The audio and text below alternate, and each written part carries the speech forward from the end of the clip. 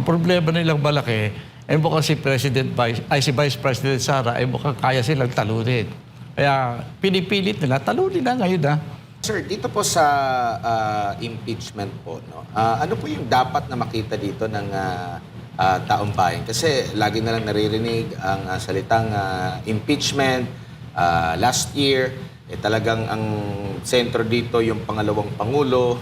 Tapos, nung papalapit na ang matapos ang last year, kasi nga, pagdesisyon na mali ang ginawa ng Kamara, na uumugong na magkakaroon ng pag-refile hanggang sa ganitong buwan lang may magre-refile ulit para sa ano. Pero nagtaka yung ating mga kababayan na hindi na si Vice President Sara Duterte at dito na mismo kay Pangulong Bongbong Marcos Jr. And at the same time, lumabas din yung kaliwat kanang survey na nagsasabing still nananatili ang Pangulo bilang may pinakamataas at pababa ng pababa ang nagiging survey.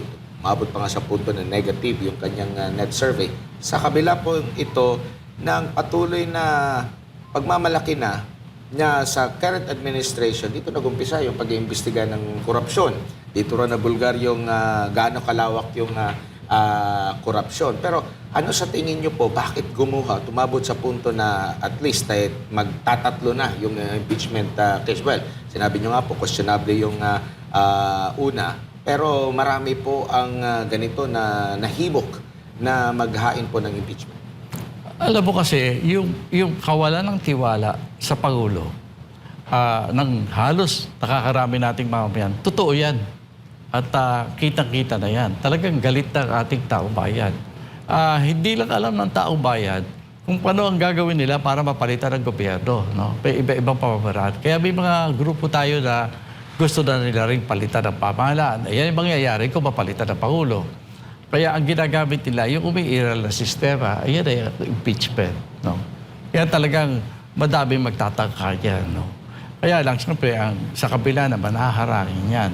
Yun po tungkol kay Vice President Sara, kinakatakutan lang yan. May isang grupo na nabubuo sa ating sistemang politikal na gustong sila ay matanggap ng tao na sila ang magliligtas sa sambayanan. Pero kailangan maiboto sila sa 2028. Ang problema nilang malaki, ay mukhang si Vice President Sara, ay mukhang kaya silang talunin. Kaya pinipilit nila, talunin na ngayon na. Tanggalin nila yan. So kumbaga, yung minsang nasabi ni, kung di ako nagkakamali, parang si Senador Cayetano ito, sabi niya, talunin niyo na lang sa 2028. Oo. Kumbaga, ito'y patunay ba na talagang malakas na contender at sa paanong paparaan ba nakikita niyo po, Ginoong Norberto, sa paano nila matalo ang isang Duterte sa pamamagitan ba ng ganito? Hindi ba ginawa na nila ito noon pa na ganitong klaseng mga taktika, mga paninira? Alam mo, kasi gusto talaga nilang manalo sa 2028. Ang nakikita siguro nila, they're so unpopular. Kasi nararamdaman yan Kasi alam mo, yung marami siya nagpaplano na tanggalin si Vice President Sara. Alam mo, namuno na sa gobyerno ang ilan dyan. At kaya nga nanalo ng todo si President Duterte Kasi nga, sa reklamo, sa incompetence na nakita nila yung administrasyon na natalo tuloy. No? Yung pinalita ni President Duterte, maraming incompetent doon. Yan, nagpipilit bumalik ulit ngayon. At nakikita naman nila na para bang kunahan dyan si Vice President Sara, baka hindi sila manalo. O baka hindi sapat ang pandaraya para talunin. Pero nakikita niyo po ba na nabigyan sila ng sapat na panahon itong mga nakalipas na mahigit 3 taon na para makabawi sa kanilang pagpapaganda sa kanilang imahe talaga, yung legit na talagang mararamdaman ng taong bayan? Alam mo yung mga opposition nga na nagsasabing opposition ngayon, yung first 3 years ni Presidente Marcos, sinumantala nila para magkapera. Kasi ang tingin nila, kung wala silang tamang kaban na panlaban, baka matalo pa sila. Kaya ang una nilang ginawa, kumampi sila sa Pangulo. Kaya nagtataka nga ako sa Makabayan Black Nakikita ka, bakit nagpapile ng impeachment complaint ngayon? Ang pinagalingan na kanilang puhunan, ay ang tropa ng ating Pangulo at saka ng ating dating speaker. Ang ibig sabihin pa, sapat na yung nakuha nila. Kaya lalaban na sila ngayon. Kumbaga, nakita nyo po, kasi alam natin, kumbaga yung in-establish na unit team, maaga yung naputol at parang sa iba nag-unit team. Tapos yung sa iba niya na unit team, parang kumalas din naman ngayon at parang binabalikan na sila. So, naging mali ang hakbang sa inisyal nitong kasalukuyang administrasyon. Sa tingin niyo po? Well, akala na kasalukuyang administrasyon, masusustain nila eh. Masusustain nila. Ako from the beginning, alam ko, sa pagkakakilala ko, doon sa mga grupo na yan, talagang hindi mga tapat na kaibigan niya mga yan. Kapag nakita na, lalo na ngayon, kitang-kita na wala ng trust sa bayanan, sa pakasalukuyang gobyerno, sa pakasalukuyang Pangulo. Ay baka mahuli sila. Kasi nagsisimula na rin naman yung ibang grupo na sinasabi, mga kasama ng administrasyon dyan, na kung sakalit babagsak ang gobyerno, tangay sila. Ayaw nilang mangyari yan. Kaya nagsisimula na sila ng kilos na para bang humikiling na sila sa popular na sentimiento ng sambayanan. Mas lalong nagalit yung taong bayan dahil nabubulgar kung gaano kalawak yung korupsyon. Kasi dati sa panahon ni PRRD, ang nabubulgar doon yung sistema sa illegal na droga, kung gaano kalawak ito na umabot na nakaugat na hanggang sa gobyerno natin, kaya pahirapan. Yun yung talagang tinutukan sa nakalipas na administrasyon. Now ngayon, ang mas malubha naman ngayon is ang pera ng taong bayan at nakita yung lawak, gaano sinalaula yung pera ng taong bayan. Pero still, kasi pwede nilang i-corrupt ito para meron silang sa kanila at makontrol nila yung naratibo. So, kahit gaano kalaki ba ang pera, kahit gaano kalaki yung ninakaw, hindi pa rin mananaig. Kumbaga, hindi pa rin makokontrol talaga yung naratibo. Alam mo, ang pag-aralan natin, yung dalawang people power na nangyari sa atin. Ang panahon ni Marcos Sr., hindi natin masasabing hindi busog ang birokrasya, hindi busog yung mga korona niya, busog pati ang armed forces, police, lahat yan, busog yan. Bakit natanggal pa rin siya? Kasi may hangganan ng pera. Parang yung GMA, Para bang, sinasabi niyo po ba na parang hindi na natuto? Oo nga Kasaysayan. Kailangan titignan mo yung kasaysayan, no? Ang taong bayan, may breaking point. Breaking point lahat yan. Ako, nakikita ko, kaya hindi ako masyadong nangangamba. Kunyari, tungkol sa impeachment, baka hindi matuloy, hindi matagal ang Pangulo. Ako sinasabi ko, pagka lumalaho ka sa sistema ng pamumulitika ngayon, may hirapan kang ito pa rin yung gusto mo mangyari. Ang dapat pinapakinggan na ngayon, yung sentimiento ng ating mamamayan. Iba kung kumilos ang mamamayan. Pag kumilos na yan, hindi na yan mapipigil. At ako naniniwala ako dumadating na yan. Opo. Sa tingin niyo po, kasi sinasabi yung mga naratibo na yung impeachment na yan, makakagulo lang yan sa bansa, makakaapekto lang yan sa ating ekonomiya. Pero sa tingin niyo po, alin po yung may mas malaking epekto sa kabuuan sa bansa?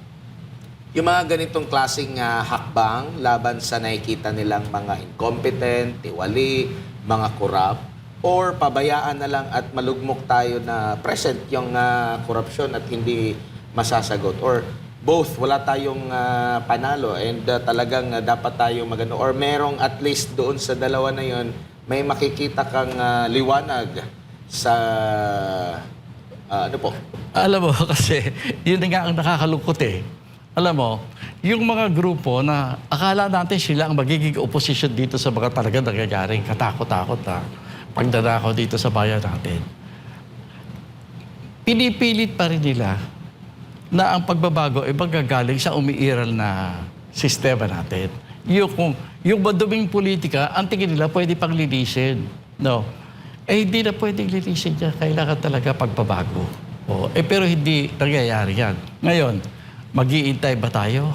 Hindi po pwede Kasi kung titignan mo, ito, akala natin, yung mga biro, pakikinggan mo, Iba na ang relo ng mga congressman ngayon mga mumurahin na, nawala na yung mga branded. Tapos yung mga kotse, hindi na rin yung mga magagara. Sabi ko, nagbabago ng mga politiko, mukhang maganda yan. Pero nung dumating yung budget natin, iniprova ngayon. Kung susuriin ng tama yan, makikita mo, hindi nagbabago ugali ng mga magnanakaw sa gobyerno. Magnanakaw pa rin. At sa susunod pang taon, baka mas malaki pa kasi inaasahan nila, kaya pa rin bilhin ang sambayanan. Kaya nag-iipon sa walang pag-asa. Ano po na masasabi niyo naman po na yung, di ba may kasabihan, don't shoot the messenger. Pero ang nangyayari ngayon, merong isa na nagbubulgar sa ganyang mga korupsyon. Pero imbis na imbestigahan yung kanyang hawak-hawak na mga alegasyon, may dala-dala siyang mga sinasabi, kaya nilang patunayan, may mga dokumento. Pero imbis na yun ang mapag-usapan, kasi related pa, kasi sinabi mismo ng Pangulo na magtulungan laban sa korupsyon. So may mga naglakas ng loob. Pero ang nangyayari, sila mismo yung binabanatan. Hinahanapan sila ng butas, hinahanapan ng kung ano man. Ang mensahero mismo, yung doon nagkakaroon ng investigation, imbis doon sa hawak-hawak niya na maaring makapagbigay ng solusyon or tulong sa paglaban sa korupsyon. Ako, panalangin ko lang, sana wag mawala ng pag-asa yung mga yan, yung mga lumalaban, kahit na inaatake na sila. Dahil importante na patuloy yung kanilang ginagawa. Pero ang masasabi ko lang, mukhang nadenggoy na tayo Nailipat na yung proseso ng pagtingin sa korupsyon. Naipasok na sa sistema na talagang pagkabagal-bagal. Nakita mo naman ang mga hearing natin. Ang pagbuklat natin ng corruption, ang talagang namimili kung sino ang uunahin. Kita na natin yan. Ang ibig sabihin yan, mukhang natalo tayo sa proseso. Yung narrative, naikiling na Kaya medyo mahihirapan at kaya dapat siguro bigyan na natin ng warning ating mga kababayan. Huwag kayo mabibigla. Yung ating galit sa korupsyon, baka walang pag-asa hanggat hindi natin iniisip ang pagbabago ng ating pamahalaan mismo. Dahil naikiling na yung proseso Baka tayo matatanda, wala na, hindi pa tapos yung kaso ng mga yan Opo. Speaking of sa ating mga kababayan, excuse me, nakikita kasi nila na once na mag-stand ka, no, na meron kang legit na battle cry mo na pinapahayag, kinakasuhan ka, meron agad na inciting to sedition, mga ganyan. Meron ng mga sampula, mga dating general na nagsilbi sa ating bayan. Meron pang isa, nag-post lang siya patungkol doon sa Republic of Mindanao, parang pagtataksil na. Pero kung tutusin, kung lalaliman mo yung reason kung bakit na-put up yung ganong klaseng issue, malalaman mo na neglect mo yung Mindanao. Kami, malaki yung binibigay namin sa kabuuan sa Pilipinas, pero napapabayaan kami. So, hindi mo may sasantabi yung mga ganon na mga sentimento. Pero, paano ito dapat tanggapin ng ating mga kababayan? Baka mas lalo silang matakot kasi, ganun pala yun. Hindi na lang ako mag-voice out kasi meron palang kaso. Yun ngang na-misinterpret lang yung salitang Cebuano na pinagkamalan na, may death threat na or gustong patayin ang presidente, secretary. Noong panahon ni Marcos Sr., hindi lang kaso tatanggapin mo. Nawawala ka pa. Nawawala ka nang hindi ka na nakakabalik. Ganun yun. Pero ganun pa man, dumating ang puntos na talagang hindi na kayang pigilin ang paghahangad ng ating sambayanan sa pagbabago. Isa lang masasabi ko dyan, darating yang panahon na talagang magtatagumpay ang mamamayan na mabago ang pamahalaan, ang sistema na umiiral.